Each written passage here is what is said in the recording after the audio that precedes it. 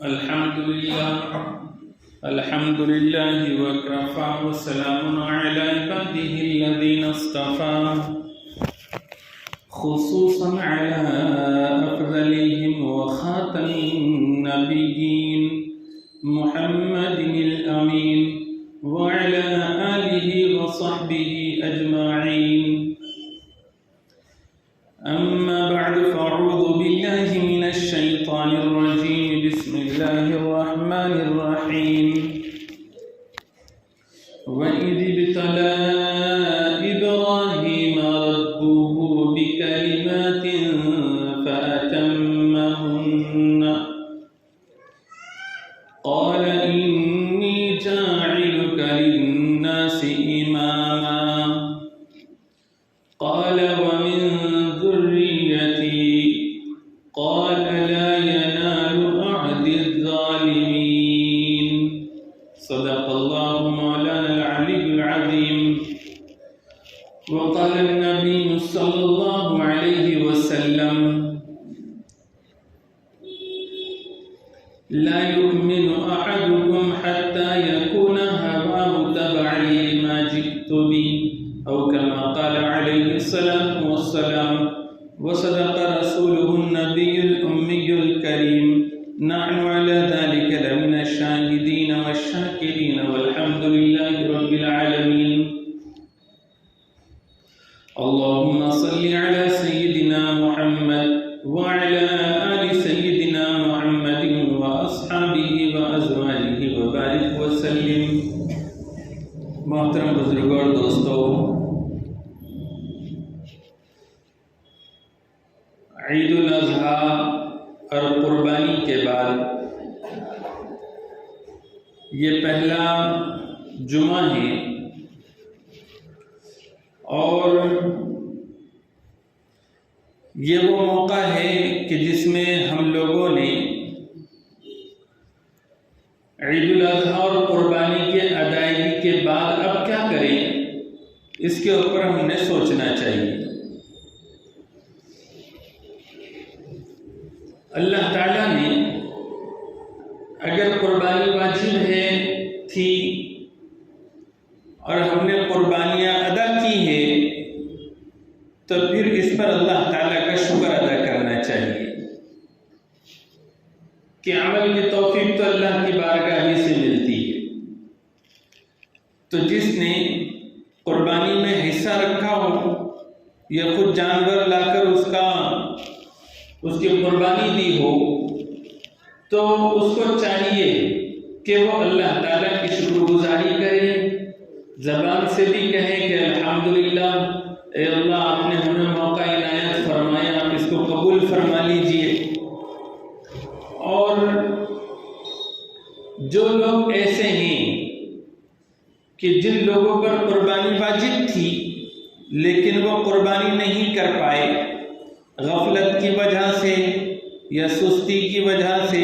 یا مال کی محبت کی وجہ سے، جس کسی بھی وجہ سے وہ قربانی جیسے واجب کو چھوڑے ہوئے ہیں،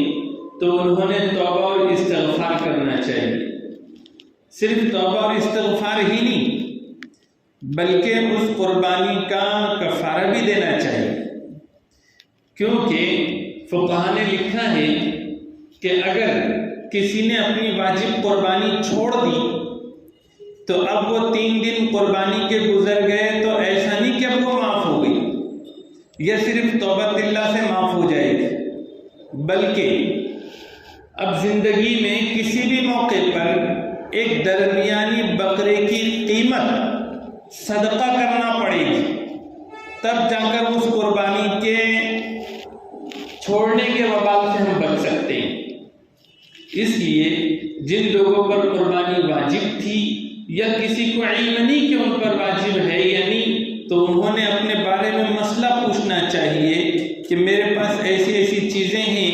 میرے اوپر قربانی واجب ہے یا نہیں ہے. اگر واجب ہے اور پھر اس نے قربانیوں کے دنوں میں قربانی نہیں کی تو اب وہ اپنی قربانی کے بدلے میں درمیانی درجے کے بکرے کی قیمت صدقہ کرے. زندگی میں اگر بہت سے چھوٹے ہیں تو ان سب کی طرف سے ایک ایک بکرے کی قیمت صدقہ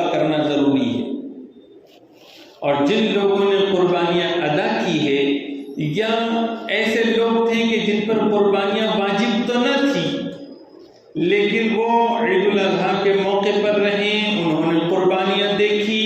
پورے مسلم سوسائٹی میں اور سماج میں قربانی کا ایک شہرہ تھا۔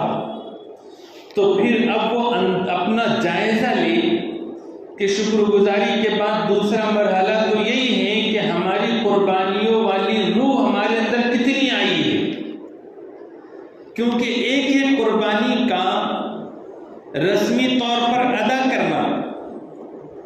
کہ صاحب اس کے مسائل معلوم کیے اور شریعت کی روشنی میں ظاہری جتنے اس کے آداب ہیں اور اس کو جس طریقے سے کرنا چاہیے اس طریقے سے ہم نے کر دیا، یہ ایک ظاہری شکل ہے اور اس کے اندر ایک روح ہے۔ جیسے ہر عمل کا ایک ظاہر ہے اور ایک باطن ہے، ہر عمل کا ایک ظاہر ہے اور اس کی روح ہے۔ نماز ہے تو نماز میں ہم کھڑے ہوئے، رکوع کیا، سجدہ کیا، تکبیر تحریمہ کہی، اخیر میں سلام پھیرا، یہ اس کے بیچ میں بہت سارے اعمال کیے، یہ اس کا ظاہر ہے اور اس کی حقیقت اور روح الگ چیز ہے کہ اس میں انابت اللہ ہو، اللہ کی طرف توجہ ہو اور خالص اللہ کو راضی کرنے کے جذبے سے ہو، اور پھر نماز کا جو منشا ہے، جو مقصد ہے، وہ اپنی زندگی میں نمایاں طور پر نظر آئے۔ رمضان المبارک کے روزے ہیں، تراویح ہے، ایک اس کی ظاہری شکل ہے اور ایک اس کی روح ہے، اس کی ایک حقیقت ہے۔ تو روزے رکھیں، تراویح پڑھی، لیکن اس کی جو حقیقی روح ہے کہ دلوں میں تقوی پیدا ہو اور پھر تقوی والی زندگی سال بھر گزرے، یہ اس کا منشا اور مقصد ہے۔ تو اس مقصد کی تکمیل یہ اس کی روح کہلاتی ہے، اس کا باطن کہلاتا ہے۔ ایسے ہی قربانیوں کا ایک ظاہر ہے اور ایک باطن ہے اور روح ہے۔ قربانی کوئی نئی چیز نہیں ہے کہ صرف مسلمان ہی قربانیاں دیتے ہو، نہ، صرف مسلمان قربانیاں نہیں کرتے بلکہ تمام ہی مذاہب میں کسی نہ کسی شکل میں اپنے خدا کو، اپنے پرماتما کو، اپنے رب کو خوش کرنے کے لیے کسی نہ کسی شکل میں قربانی دی جاتی ہے۔ زمانے قدیم میں، پہلے زمانے میں آدم علیہ السلام جب آئے تو اس وقت میں قربانی کی شکل کیا تھی کہ اللہ تعالیٰ کو قربانی کے ذریعے سے خوش کرنا ہوتا تو جو بھی چیز قربانی میں پیش کرنی ہو اس کو کسی پہاڑی پر رکھ دیتے اور پھر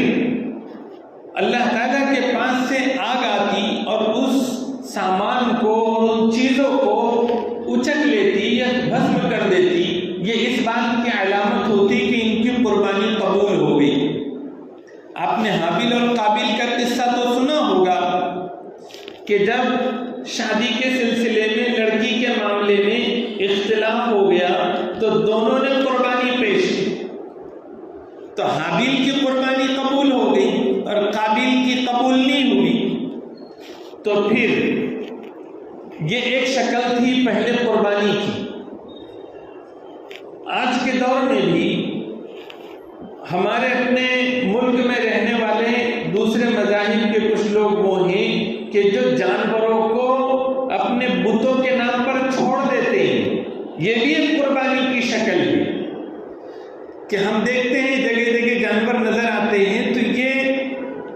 اپنے بتوں کے لیے چھوڑے ہوئے جانور ہوتے ہیں، یہ بھی ایک قربانی کی شکل ہے۔ جیسے سورہ شمس میں ہے، حضرت صالح علیہ السلام کا جو دور 2500 سال بعد آیا حضرت آدم علیہ السلام کے، تو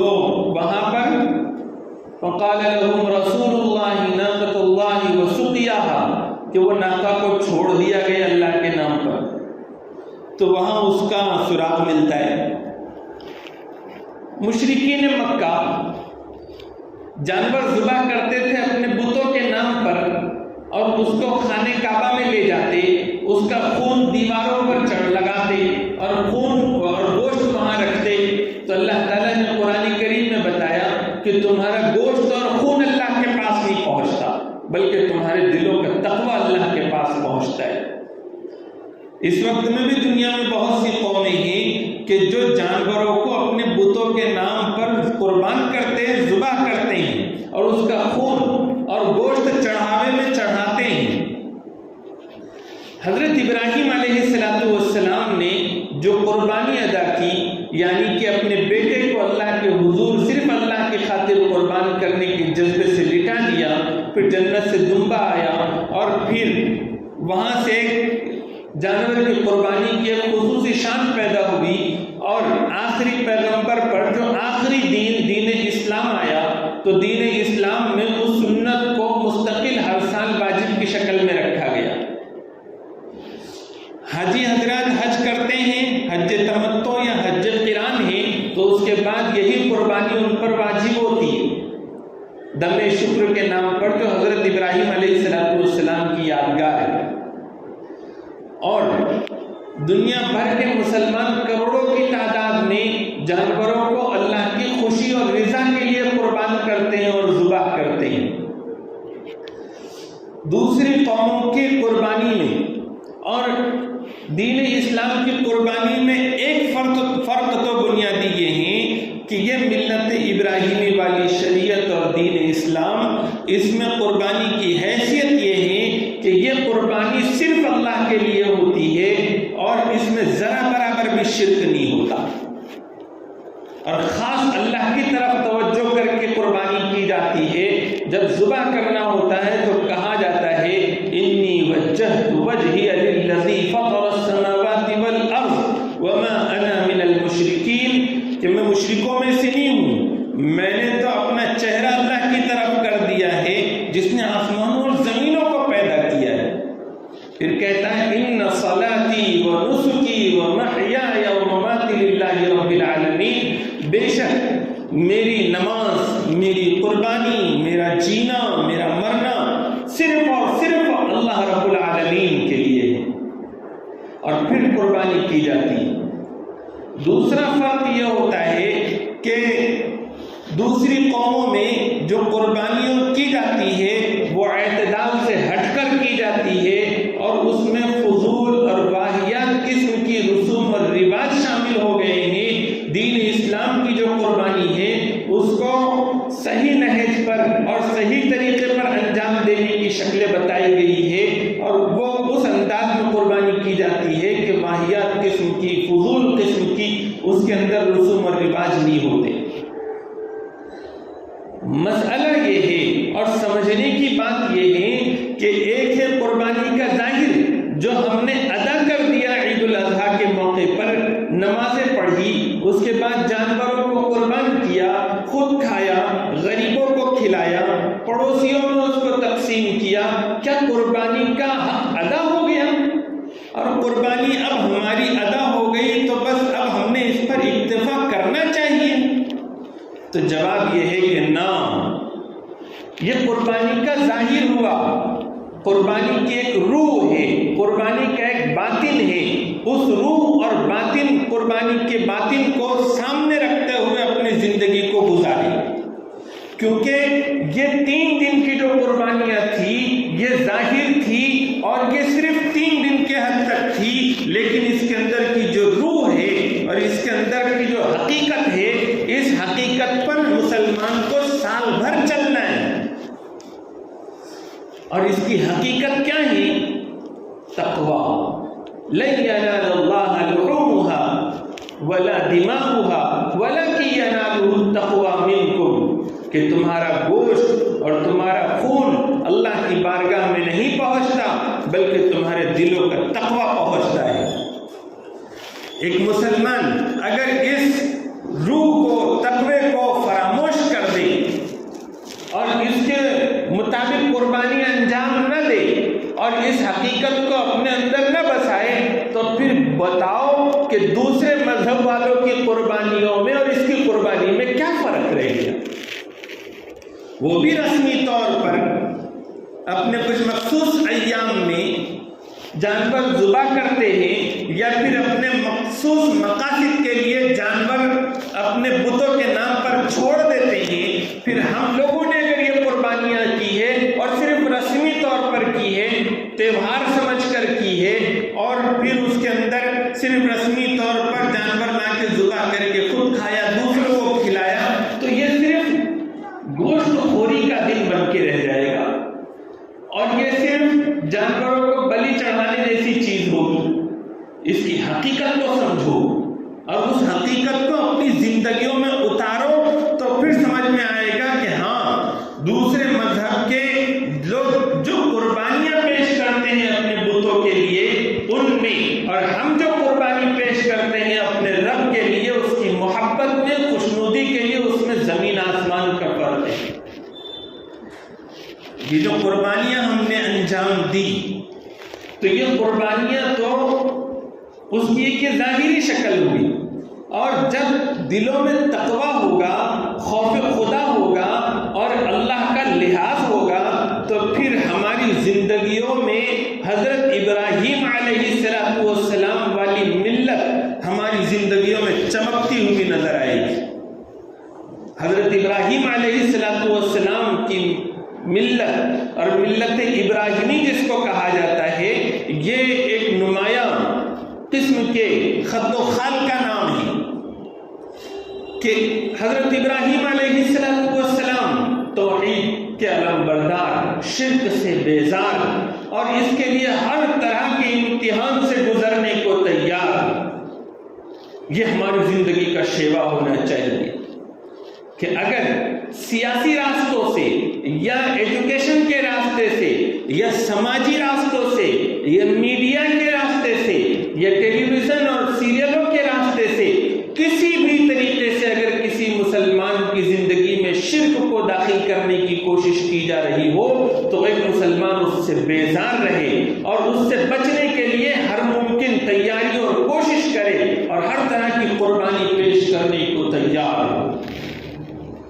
حضرت ابراہیم علیہ السلام کی زندگی کا ایک نمایاں پہلو جو ملت ابراہیمی کا حصہ ہے، وہ کیا ہے؟ تسلیم و رضا، اللہ رب العزت کے حکم کے آگے اپنی گردن ڈال دینا، اپنے نفس کو کچل دینا، اپنی خواہشات کو مغلوب کر دینا، اور اللہ کے حکم پر ایسی مضبوطی سے جمنا کہ جیسے پہاڑ مضبوطی سے جمع ہوا ہوتا ہے، اور کتنی ہی مخالف ہوائیں چلے، چاہے وہ خواہشات کی ہوا ہو، چاہے وہ ڈر اور خوف کی ہوا ہو، چاہے وہ کسی اور قسم کی ہوا ہو، ان ہواؤں کا بالکل لحاظ نہ کرتے ہوئے ڈٹے رہنا۔ اپنی پیاری سے پیاری چیز کیوں نہ قربان کرنا پڑے، لیکن شرعی حکم اور اللہ کا فرمان، نبی کا طریقہ اس کے نظر میں پہلے نمبر پر ہونا چاہیے۔ پھر اس کے لیے چاہے اس کو اپنے جذبات قربان کرنا پڑے، اپنے غصے کو پی جانا پڑے، اپنی انا کو قربان کرنا پڑے، اپنے بچوں کی خوشیوں کو قربان کرنا پڑے، بچیوں کی خوشیوں کو قربان کرنا پڑے، چاہے پھر اپنے قرابت داروں اور رشتہ داروں کے ارمان اور ان کی چاہتوں کو قربان کرنا پڑے، چاہے پھر ہمیں اپنے ماں باپ اور اپنے بھائی بہنوں کے جذبات کو کنارے کرنا پڑے، لیکن ہر صورت میں اللہ کا حکم پہلے ہونا چاہیے۔ یہ ملت ابراہیمی کا ایک نمایاں پہلو ہے۔ اگر ہم اس بات پر آ جائیں نا، تو آج ہمارا ہر گھر ایسا چمکے گا اور ایسا دمکے گا کہ ہر دیکھنے والے کو لگے گا کہ اس گھر سے ملت ابراہیمی کی شعاعیں نکل رہی ہیں اور کرنیں نکل رہی ہیں۔ یہ وہ گھر ہیں کہ جنہوں نے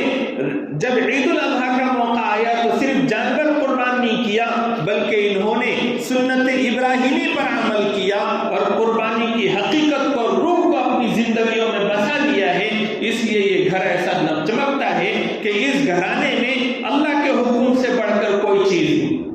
توحید سے بڑھ کر کوئی چیز نہیں۔ ملت ابراہیمی کا ایک خصوصی عنصر اور خصوصی چیز کہ ان کی تبلیغ، ان کی دعوت، توحید کی دعوت، وہ صرف ایسا نہیں کہ خود شرک سے بچے ہوئے ہیں اور خود توحید پر عمل پیرا ہیں، وہ دیکھتے ہیں کہ ان کے والد شرک میں گرفتار ہیں، وہ خدا کے باغی بنے ہوئے ہیں، اقتدار رکھنے والے اور حکومت رکھنے والے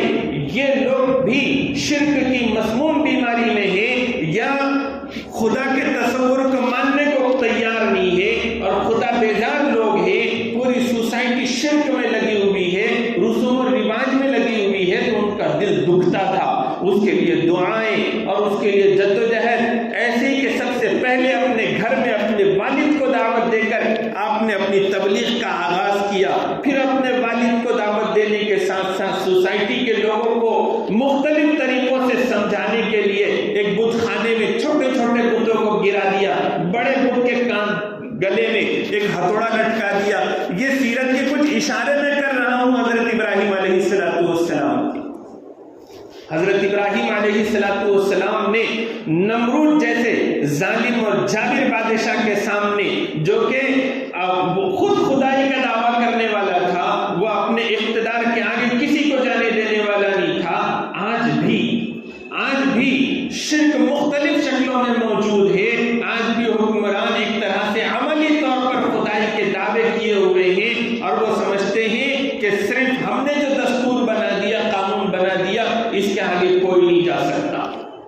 یعنی ہم خدا ہیں اور تمہیں ہماری عبادت کرنی ہے، تمہیں ہماری اطاعت کرنی ہے۔ جیسے تمہارے سامنے دو چیزیں آ جائیں کہ ایک ہمارا بنایا ہوا قانون اور ایک اللہ کا بنایا ہوا قانون، تو تمہیں اللہ کا قانون چھوڑنا پڑے گا اور تمہیں ہمارے قانون پر آنا پڑے گا۔ یہ شرک کی شکل نہیں تو اور کیا ہے؟ اور یہ خدائی کا تصور نہیں ہے، ایک نئے زمانے کے نئے طریقے کا خدائی تصور نہیں ہے تو کیا ہے؟ تو پھر نمرود سے ٹکرا گئے، اس کو جب دعوت دی اور اس سے جب مناظرہ ہوا، وہ ساری چیزیں ہمارے سامنے ہونی چاہیے۔ ہماری زندگی کا بھی ایک نمایاں پہلو یہ ہونا چاہیے کہ قربانیاں ہم نے دی ہیں تو ہم نے ملت ابراہیمی کو اپنا لیا ہے، دلوں میں تازہ کر لیا ہے، اور ہماری زندگیوں کو اس سے رونق بخشی ہے۔ ہمارا ہر گھر، ہمارا ہر فرد، چاہے وہ مرد ہو یا عورت، وہ اپنے عمل اور کردار کے ذریعے سے بتلائیں کہ ہم توحید کے لیے اور شرک سے بچنے کے لیے سب کچھ قربان کر سکتے ہیں۔ اللہ کے حکم پر کھڑا رہنے کے لیے، ٹکے رہنے کے لیے سب کچھ قربان کر سکتے ہیں، اور اللہ کے بندوں کو اللہ کی طرف بلانے کے لیے اور ایک خدا واحد لا شریک لہو کی بارگاہ کی طرف متوجہ کرنے کے لیے جو چاہے قربانی دینی پڑے، ہم وہ دینے کو تیار ہیں۔ حضرت ابراہیم علیہ السلام کی سیرت کا ایک نمایاں پہلو اور ملت کا ایک بنیادی عنصر یہ تھا کہ آپ ایک آئیڈیل اور ایک نمونہ تھے۔ اللہ تعالیٰ نے جب فرمایا اسلم، تابعدار اور فرما بردار بن جا، تو انہوں نے پھر اپنے عمل سے بتلایا اسلمت لرب العالمین، میری پوری کی پوری زندگی تابعداری اور فرما برداری والی ہوگی۔ اسلمت لرب العالمین، میں تمام جہانوں کے رب کے سامنے سر تسلیم کرتا ہوں اور خم کرتا ہوں اپنے چہرے، اپنے سر کو، اور اطاعت والی زندگی میں اپناؤں گا۔ آپ کی وہ کردار نے سماج اور معاشرتی جو زندگی تھی ان کے گھر کی، اس کو کیسے بدل کے رکھ دیا۔ ان کی زندگی کا ایک اصول اور ان کی زندگی سے ایک سبق جو ہمیں ملتا ہے وہ یہ کہ ہم نے ایسے ہی گھریلو زندگی کا نظام بنانا چاہیے جیسے حضرت ابراہیم علیہ السلام نے بنایا تھا، کہ اپنی دعاؤں کے ذریعے سے اپنے بال بچوں کی دنیا اور آخرت کی فکر کر رہے ہیں، اپنے بال بچوں کی فکر گیری کے ساتھ ساتھ ان کی تربیت میں کسی قسم کا نقص نہیں آنے دیتے۔ اپنے بیٹے اور بیوی کو جب وہ لے جا کر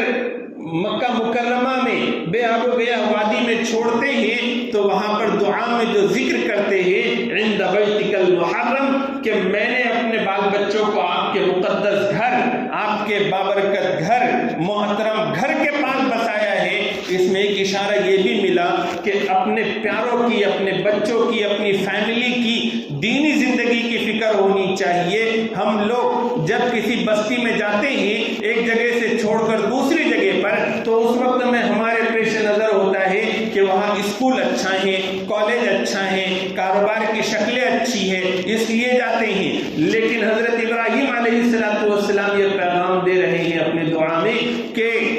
میں اس بات پر مطمئن ہوں کہ بھلے یہاں پر دنیا کی چیزوں کا کوئی اسباب کا انتظام نہیں موجود، لیکن یہاں پر اللہ کا گھر موجود ہے جہاں سے ہمارے بچوں کے اندر نماز کا شوق پیدا ہوگا، ہمارے بچوں میں دین کا شوق پیدا ہوگا، اور ایک ان کی زندگی میں ان کی شخصیت سازی ہوگی۔ تو اللہ کے گھر، دینی ماحول کے قریب لانے کی بھی کوششیں ہو۔ حضرت ابراہیم علیہ السلام نے کیسے تربیت کی ہوگی کہ ان کی بیویوں کا حال دیکھیے مثالی بنا، ان کے بچوں کا حال دیکھیے مثالی بنا، وہ خود مثالی بنے۔ تو یہ ملت ابراہیمی کا ایک سبق اور پیغام ہے۔ حضرت ابراہیم علیہ السلام کی زندگی کا ایک پہلو یہ بھی ہے کہ انہوں نے خانہ کعبہ کی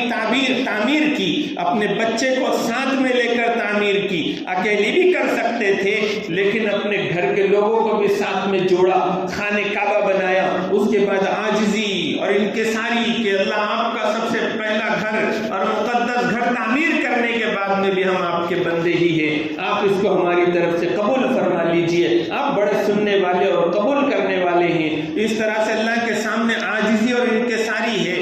مساجد سے تعلق اور مساجد میں اپنا ڈیرا بنانا، اس کو آباد کرنا، اس کی صفائی، یہ سب حضرت ابراہیم علیہ السلام کے سیرت کے حصے میں داخل ہے۔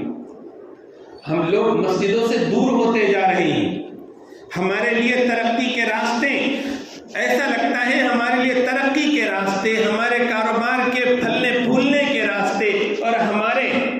اچھے فیوچر کے راستے ہمیں اسکول اور کالج تو نظر آتے ہیں اور ہمیں دوسرے پروگرام اور فنکشنز تو نظر آتے ہیں، لیکن اللہ معاف فرمائے ایک مسلمان کی سوچ یہ نہیں ہونی چاہیے، لیکن ایسا لگتا ہے عمل سے کہ یہ سوچ بن گئی ہے کہ اللہ کے گھر سے یہ راستے ہو کر نہیں جاتے، نعوذ باللہ۔ وہ ایک سجدہ جسے تو گرا سمجھتا ہے، ہزار سجدوں سے دیتا ہے آدمی کو نجات۔ آج مسجدیں انتظار کر رہی ہے کہ دیکھو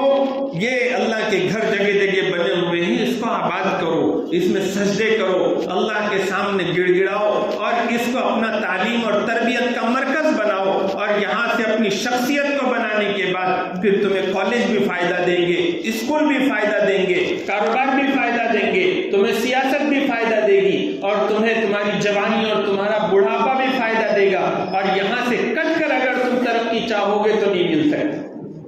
حضرت ابراہیم علیہ السلام کی ملت کی نمایاں خصوصیت یہ ہے کہ آپ کو دین حق کے خاطر بڑی بڑی آزمائشوں میں ڈالا گیا، لیکن ان کا اللہ پر توکل اور بھروسہ، اور ان کا اللہ رب العزت کی خاطر سب طرح کی آزمائشوں کو قبول کرنا اور پھر اس میں کھڑے کھڑے اترنا، دین کی طرف سے ذرا بھی دنیا کی طرف نہ جھکنا بلکہ دنیا کو دین کی خاطر قربان کرنا، یہ نمایاں حصہ ہے حضرت ابراہیم علیہ السلام کی سیرت اور ملت کا۔ اور قربانی کا اصل مقصود بھی یہی ہے کہ دلوں میں تقوی، خوف خدا اور اللہ کا لحاظ ایسا پیدا ہو کہ پھر ملت ابراہیمی ہماری زندگی کا حصہ بنے۔ خلاصے کے طور پر اگر میں کہوں تو 3 دن ہم نے جو قربانیاں دی ہے وہ قربانی کا ظاہر ہے، اور 365 دن جو اب زندگی کے ہم گزاریں گے یہ پوری زندگی ہماری ملت ابراہیمی والی بنے، تب جا کر ہماری قربانی ہوگی، ورنہ تو پھر یہ ایک رسم بن کے رہ جائے گی، جیسے دوسری قومیں رسمی طور پر اپنی قربانیاں دیتے ہیں۔ ہم سب ارادہ کریں اور عزم کریں کہ ہم ملت ابراہیمی کا پیکر بنیں گے، ہم اپنی زندگیوں کے اندر خصوصی طور پر نمایاں شان دکھائیں گے حضرت ابراہیم علیہ السلام والی زندگی کے۔ حضرت ابراہیم علیہ السلام نے جو بے مثال قربانیاں پیش کی اسی کا نتیجہ تھا کہ خود حضور صلی اللہ علیہ وسلم پر قرآن کریم میں وحی نازل ہوئی کہ ان اتبع ملت ابراہیم حنیفا وما کان من المشرکین، کہ اے نبی پاک آپ ملت ابراہیمی کی اتباع کیجئے، وہ یکسو ہو کر دین حنیف کی اتباع کیجئے اور وہ شرک کرنے والوں میں سے نہیں۔ ہماری زندگی کو اللہ تعالیٰ قربانی والے رنگ میں رنگے اور ایسا نہ ہو جائے کہ صرف رسمی قربانی بن کے رہ جائے۔ قربانی کی قبولیت کی علامت ہی یہ ہے، قربانی کی قبولیت کی علامت ہی یہ ہے۔ پہلے زمانے میں آگ آ کر لے جایا کرتی تھی، آج قربانی کی علامت یہ ہے کہ قربانی دینے والے اور قربانی کو پسند کرنے والے، جن پر قربانی واجب نہیں ہے وہ قربانی نہیں دے سکے، لیکن قربانی کو پسند کرنے والے، اس کی روح کو پسند کرنے والے، یہ ان کی زندگیوں میں تبدیلی پیدا ہو اور ان کی زندگی ملت ابراہیمی والی زندگی بنے، تو یہ اس بات کی علامت ہے کہ ہماری قربانیاں بارگاہ عزتی میں قبول ہو گئی۔ اللہ تعالیٰ مجھے اور آپ کو کہنے سننے سے زیادہ سمجھنے کی اور پھر عمل کرنے کی توفیق عطا فرمائے۔ وآخر دعوانا الحمد للہ رب العالمین۔